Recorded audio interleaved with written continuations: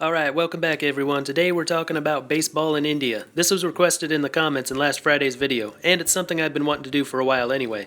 The comment said India and or Pakistan. I'd like to do a video about baseball in Pakistan in the future, as well as the other countries of South Asia. Sri Lanka, Nepal, Bangladesh.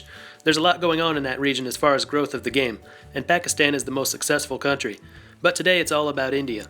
As always, if you have an idea for a future video, leave a comment and I'll try to get around to it. And be sure to subscribe so you don't miss out on any videos about baseball around the world.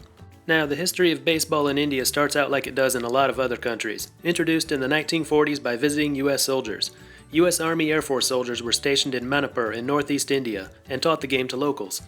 Now, what usually happens from there is the troops leave, but a small, passionate baseball community continues to thrive.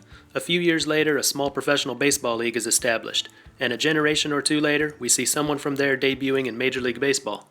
Not the case in India. The soldiers left and the game never really took off beyond a small following in Manipur. In fact, an amateur baseball league wasn't founded until the 1980s, with the first national championship held in 1985. From then until the end of the 20th century, the game didn't grow much, and there was little or no effort from baseball organizations to grow the game there. But the 21st century is looking very different. For a lot of people, the first time hearing baseball in India spoken in the same sentence was in 2007 during a competition called $1 Million Arm. This competition was held with the aim of finding the best throwing arms in the country.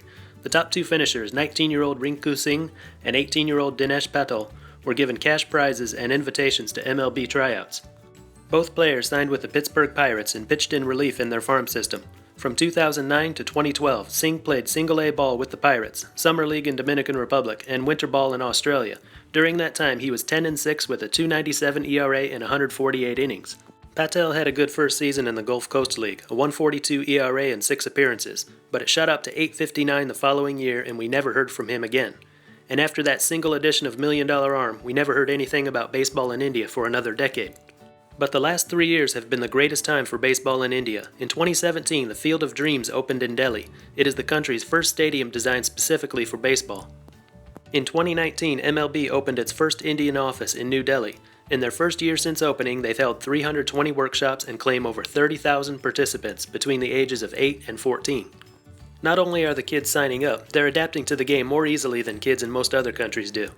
Usually when baseball is introduced to a place where it's not well known, coaches have to spend a lot of time showing these kids the basics, like catching, throwing, and holding a bat.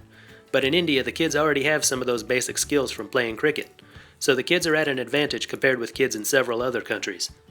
All this progress has been stalled, however, due to the COVID-19 pandemic. India has been hit especially hard, and bringing people together to play sports of any kind has proven to be difficult, and at times impossible. But that does not mean the end of baseball's growth in the country. There are big plans for baseball in India in the coming years.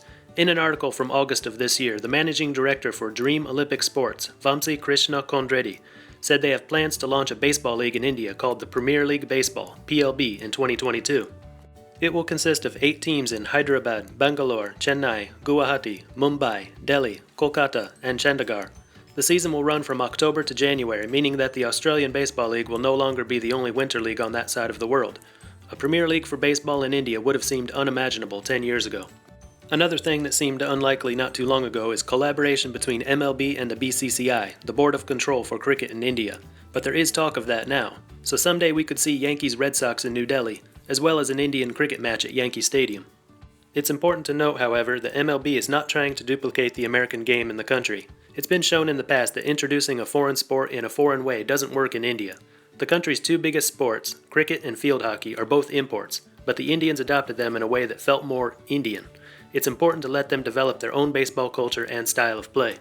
Baseball has its best following in northeast India. That's where the game was first introduced about 80 years ago, and that might be the reason for it. But that area has also shown more willingness to try out westernized sports, and MLB hasn't even gone there yet. While they're bringing kids out to play the game on the field, they're bringing in new fans through the internet. They're streaming 1 game a week on Facebook in India, and the place where they really hope to generate some interest is through online gaming and fantasy sports, both big in India. Then there's the event that really got people thinking about baseball in India. They plan to bring back $1 Million Arm and hope to make it an annual event. One positive sign when I was gathering information on this topic. Usually when searching for information about baseball in a country where the sport is just being introduced, you only come across baseball publications that are overly optimistic about baseball's growth in the country, and some of it is really outdated.